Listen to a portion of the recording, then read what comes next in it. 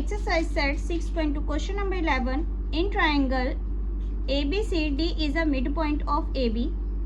ABC में D एक midpoint है AB पर, P is any point on BC और P point है BC पर, and Q is point on AB. ठीक है, Q एक point है AB पर. कुछ इस तरीके से पॉइंट है कि जो CQ है पैरेलल हो जाएगा PD के, CQ पैरेलल है DP के. ठीक है, PQ is joint. Prove that, हमें प्रूव करना है कि एरिया ऑफ ट्रायंगल BPQ इस ट्रायंगल का एरिया इक्वल होगा triangle half of triangle ABC. Half of triangle ABC, पूरे जो ट्रायंगल है इसका हाफ हो जाएगा ट्रायंगल का एरिया BPQ का. ठीक है, ये हमें प्रूव करना है. इस क्वेश्चन में हमें प्रूव क्या करना है, ट्रायंगल BPQ का एरिया जो होगा ना वो पूरे ट्रायंगल ABC का हाफ होगा. हमें ये प्रूव करना है. तो इसके लिए हमें क्या करना होगा, एक कंस्ट्रक्शन करनी होगी. हमें ना D पॉइंट से C पॉइंट को मिलाना है. ठीक है, तो एक कंस्ट्रक्शन करनी होगी. हमें D पॉइंट से C पॉइंट को मिलाना है. इस तरीके से हम मिला देंगे. ठीक है, तो यहाँ पे जो C to D है ना, क्योंकि D एक मिड पॉइंट है. ठीक है, मिड पॉइंट है जैसा कि हमें क्वेश्चन में दिया है. अगर D एक मिड पॉइंट है तो CD क्या हुआ, एक मीडियन हो गया. तो हम क्वेश्चन में वही लिख देंगे. यहाँ पर लिखेंगे हम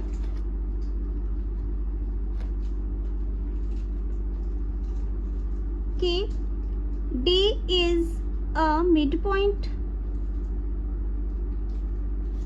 So जो CD है, CD is a median of triangle ABC का. ठीक है, ट्रायंगल ABC का मीडियन हो गया.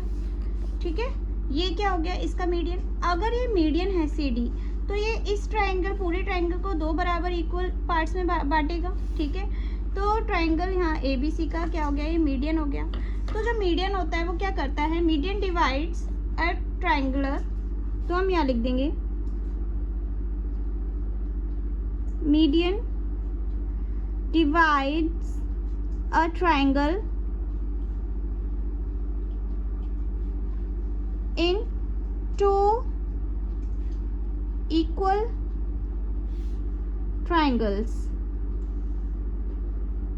जो मीडियन होता है वो टू इक्वल ट्रायंगल्स में डिवाइड कर देता है एक ट्रायंगल को. तो ये टू इक्वल ट्रायंगल्स में डिवाइड करेगा. तो अब ये यहाँ पर आप ध्यान से देखो ना, कौन से टू इक्वल पार्ट्स में डिवाइड कर रहा है. एक तो BDC, ठीक है, एक ये वाला ट्रायंगल और एक ये वाला ट्रायंगल. ये दो इक्वल पार्ट्स बन रहे हैं इस मीडियन से. ठीक है, इस मीडियन से दो इक्वल ट्रायंगल बन रहे हैं. एक ये वाला ट्रायंगल बन रहा है और एक ये वाला ट्रायंगल बन रहा है. तो हम यहाँ पर लिख देंगे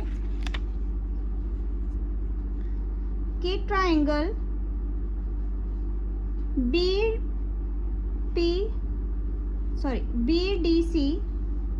BDC इक्वल हो जाएगा ट्रायंगल DCA.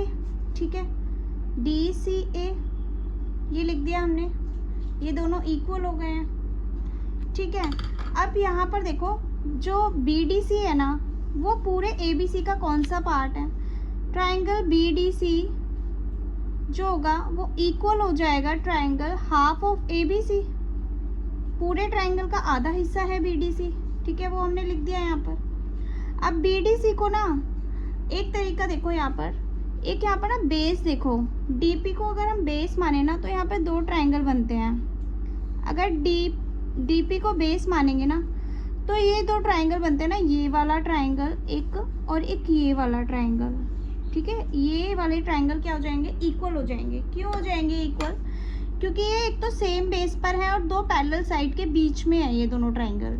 ठीक है, तो हम लिख देंगे यहाँ पर कि ट्रायंगल PDQ, ये वाला ट्रायंगल. ठीक है, ये वाला ट्रायंगल PDQ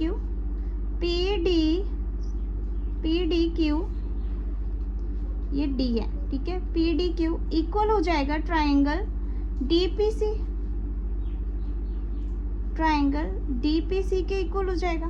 क्यों हो जाएगा, क्योंकि ये जो ट्रायंगल है ना between two parallel side and with same base, और सेम बेस भी है, इसलिए दोनों ट्रायंगल इक्वल हो जाएंगे. ठीक है, जब ये दोनों ट्राइंगल इक्वल हो जाएंगे ना, तो आप इस वाली इक्वेशन पे काम करेंगे। यहाँ लिखेंगे triangle B D C equals to 1/2 triangle A B C. ठीक है, जो ट्राइंगल बी डी सी है ना, बी डी सी वो हाफ है ट्राइंगल ए बी सी का, तो हमने वही लिख दिया। अब बी डी सी को हम कैसे लिख सकते हैं? बी डी सी को ध्यान से देखो, बी डी सी ना दो ट्राइंगल में बटा हुआ है, एक तो ये वाला ट्राइंगल और एक ये वाला ट्राइंगल। ठीक है, तो हम लिख सकते हैं कि जो बी डी सी को हम कैसे लिख सकते हैं, triangle B D P plus triangle P D C, ये लिख सकते हैं। जो बी डी सी है उसको हमने कैसे लिखा, बी डी पी प्लस ये, इसको दो पार्ट्स में डिवाइड करके लिख दिया हमने। ये किसके बराबर है, half of A B C है। ठीक है, half of triangle A B C का है। ठीक है, अब जो पी डी सी है ना, जो पी डी सी है, पी डी सी वो किसके बराबर अभी हमने बनाया है, पी डी सी को हमने पी डी क्यू के बराबर रखा था अभी हमने। ठीक है, जो पी डी सी था वो हमने पी डी क्यू के बराबर रखा, क्योंकि ये क्या है, दो पैरेलल साइड के बीच में भी है और ये एक सेम बेस पर बने हुए हैं। क्योंकि ये जो दो ट्राइंगल है ना, ये एक बराबर हमने अभी प्रूव करे थे, क्योंकि ये पैरेलल साइड के बीच में है और सेम बेस पर भी हैं।